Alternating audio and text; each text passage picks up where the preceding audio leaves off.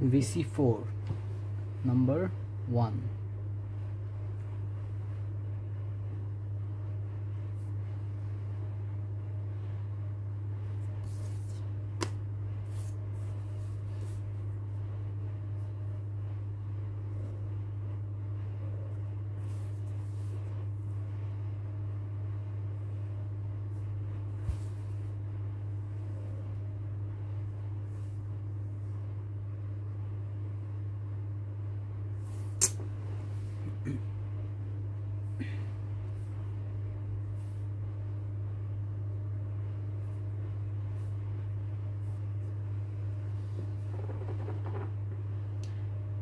Number 1 এ আমি ডায়াগ্রামটা এঁকে ফেললাম। আমাদেরকে বলছে কি OA এই ডিরেকশনে যাচ্ছে, এটা হচ্ছে 12A, এটার ভ্যালু হচ্ছে 12A। আর OB O থেকে B এই ডিরেকশনে যাচ্ছে, এটা হচ্ছে 8B। Express AB in terms of A and B, AB A থেকে B। আচ্ছা, আমাদের ফার্স্ট পার্টটা হচ্ছে AB বের করতে হবে। সো ভেক্টর আমরা ইয়ে করবো OA থেকে AB is equal to OB। Continuous সিকোয়েন্সটা ফলো করবো আমরা। OA থেকে AB যাচ্ছে, ও এখান থেকে এভাবে যাচ্ছে, এটা এখান থেকে এভাবে যেতে পারবে না বিকজ আসছে এখানে আর এটা যাচ্ছে এখানে, বোথ এদিকে যাচ্ছে। ভেক্টর আমি আগেও এক্সপ্লেন করেছিলাম তোমাদেরকে, আই হোপ মনে আছে সিকোয়েন্সটা কেমন হয়। এই দুইটা অ্যাডেড হয়েছে বিকজ ওরা কন্টিনিউয়াস ডিরেকশন আছে, ও এতে যাচ্ছে, ও এ থেকে এ বিতে যাচ্ছে। আমরা ও B R A B add করতে পারবো না বিকজ ও বিতে গেছে, বি এতে যাইতে পারবে, এ বিতে আবার আসতে পারবে না যদি ও বি ইয়ে করে রাখি আমরা। আচ্ছা, সো আমাদেরকে বের করতে বলছে A B is equal to O B minus O A, therefore A B is equal to O B ছিল আমাদের 8B, ও এ ছিল 12A। এটা হচ্ছে আমাদের answer for part A. Then বলছে the point P lies on O A, point P lies on O A such that AP is equal to 1 and OA is M। একটা ratio দিছে আমাদেরকে, বললো কি AP is to OA, sorry AO, AP is to AO is equal to 1 is to M। Find value of হচ্ছে AP in terms of M and A। আচ্ছা, simple, এই যে AP ratio মানে কি, ডিভিশন রিলেশনে আছে ওরা 1/m। তার মানে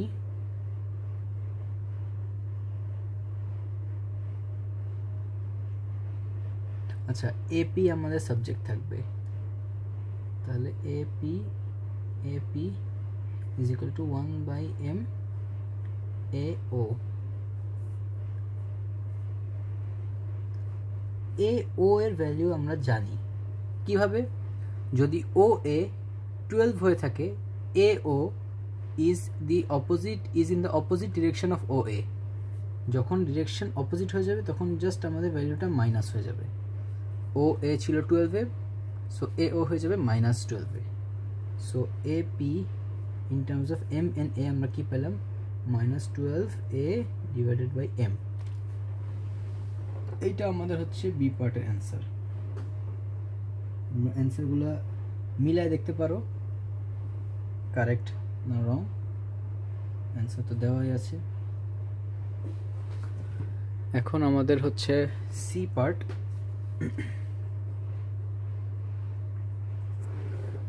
সি পার্ট বললো the point Q lies on A B such as that AQ হচ্ছে 1 and AB হচ্ছে n। সেম বি পার্টের মতোই, AQ is to AB হচ্ছে 1 is to n।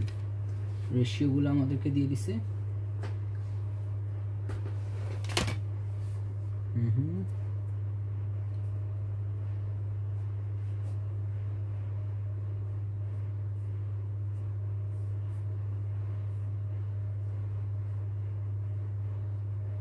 আমাদেরকে এ কিউ বের করতে হবে, যেহেতু এ কিউকে আমি সাবজেক্টে রাখবো হচ্ছে এ বি।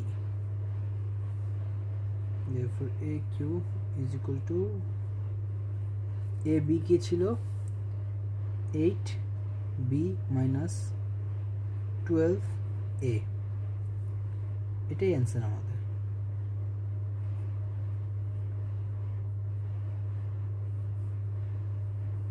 এটা জাস্ট এন দিয়ে ডিভাইড করে দাও, এটাই আমাদের অ্যান্সার। এটা ছিল অ্যান্সার হবে হচ্ছে answer C. So A B C আমাদের ডান। আচ্ছা ডি পার্টে দেখো, ডি পার্টে আমাদেরকে বললো কি hence find an expression for P Q in terms of M N A N B. P Q চাচ্ছে। আচ্ছা আমি একটু এটাকে সেপারেট করে দিচ্ছি। আচ্ছা সো ডিতে চাচ্ছে আমাদের কাছে পি কিউ, আমাদের কাছে এ পি এর ভ্যালু আছে এবং এ কিউ এর ভ্যালু আছে। আমরা ইকুয়েশনটা কেমনে ফর্ম করতে পারবো, A P plus P Q, sorry A P টা P plus P Q is equal to A Q. আমাদের লাগবে P Q, so A Q minus A P, therefore P Q value আমরা কি পাবো, এ কিউ হচ্ছে আমাদের 8 B minus 12 A divide by N, minus হচ্ছে minus 12 A divided by M, therefore P Q এর value হচ্ছে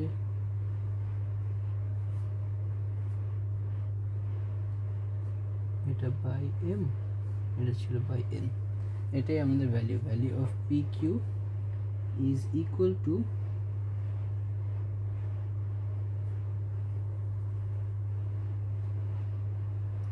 আচ্ছা ওরা এখানে এ কে কমন নিচ্ছে, হ্যাঁ অ্যান্সারটা অবশ্যই আমরা এভাবে রিঅ্যারেঞ্জ করে লিখতে পারি। এ কে যদি আমরা কমন নিই তাহলে 12 should be 1 by m minus 1 by n is 1 by m minus 1 by n a plus 8b, 8b এর নিচে হ্যাঁ n থাকবে। হ্যাঁ this is our answer. Rearrange করে যদি আমরা লিখি এটা আমাদের অ্যান্সার আসে। এটা হচ্ছে আমাদের ডি পার্ট পর্যন্ত ডান। আচ্ছা নাও আমাদেরকে বললো given that PQ is equal to 3a plus 2b, find the value of m and the value of n. আচ্ছা ই পার্টে ওরা বলে দিছে আমরা যে PQ পেলাম, PQ এর একটা ইকুয়েশন বের করলাম, এইটা ওরা ভ্যালু দিয়ে দিছে যে PQ is equal to 3a plus 2b, তাই না? হ্যাঁ 3a plus 2b, value of m and n যেন আমরা বের করি। সো এই ক্ষেত্রে আমরা কি করব, PQ is equal to PQ করব, PQ is equal to PQ, therefore 3a plus 2b is equal to 12 1 by m minus 1 by n, a হচ্ছে 8 by b, therefore এবার কোএফিশিয়েন্টস ক্যালকুলেট করব, equating the coefficient of a যদি করি তাহলে কি আসে, 3 is equal to